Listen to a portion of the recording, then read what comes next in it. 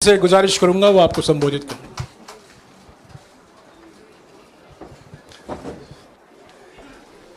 नहीं, खारगे जी आपने बड़ी सही बात बोली। जहां तक आप हमारी मदद कर सकते थे उसी लेवल तक मदद की। देखिए, ये चुनाव इंडिया गठबंधन और कांग्रेस पार्टी सिर्फ एक राजनीतिक दल के खिलाफ नहीं लड़ी थी।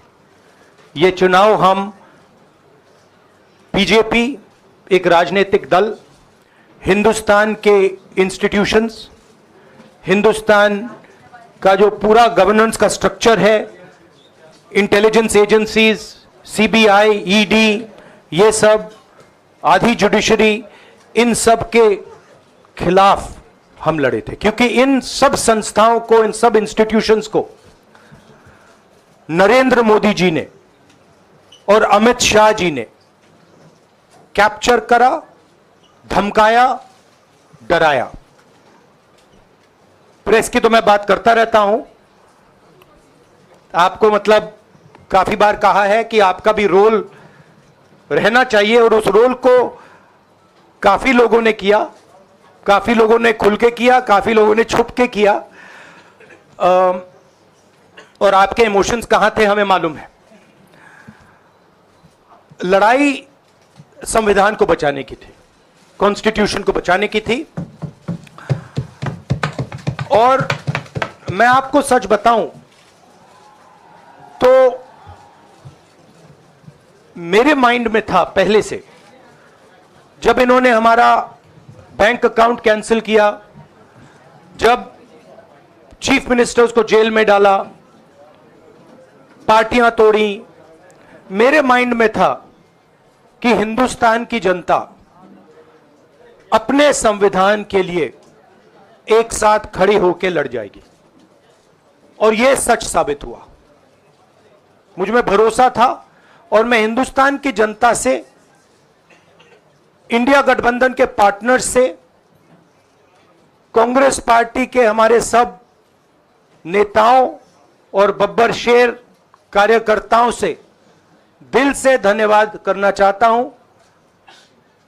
आपने संविधान को बचाने का पहला और सबसे बड़ा कदम ले लिया है।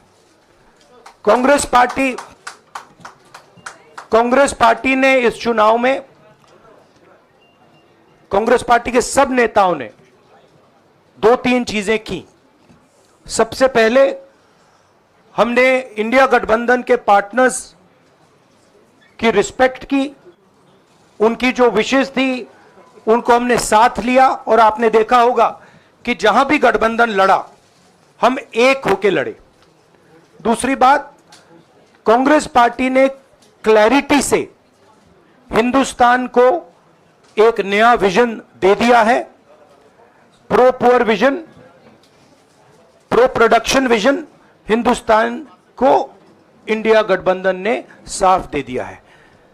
यह जो हमारा परफॉर्मेंस हुआ है, इंडिया गठबंधन का परफॉर्मेंस हुआ है, इसके पीछे कॉन्स्टिट्यूशन, जो रिजर्वेशन पर बीजेपी ने आक्रमण किया, गरीबी, अदानी जी के आपने स्टॉक्स तो देखे होंगे, देखे हैं वो स्टॉक्स उनके, तो बड़ी इंटरेस्टिंग बात है। जनता अदानी जी को मोदी जी से डायरेक्टली कोरिलेट कर रही है।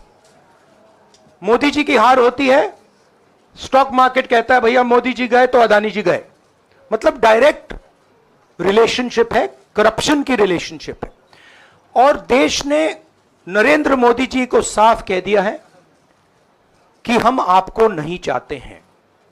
And this is the main thing that this election has said. The country has unanimously and clearly stated, we do not want Mr. Narendra Modi and Mr. Amit Shah to be involved in the running of this country. We do not like the way they have run this country. We do not appreciate the way they have attacked the constitution. We do not appreciate the way they have run this country for the last 10 years. So that is a huge message to Mr. Narendra Modi.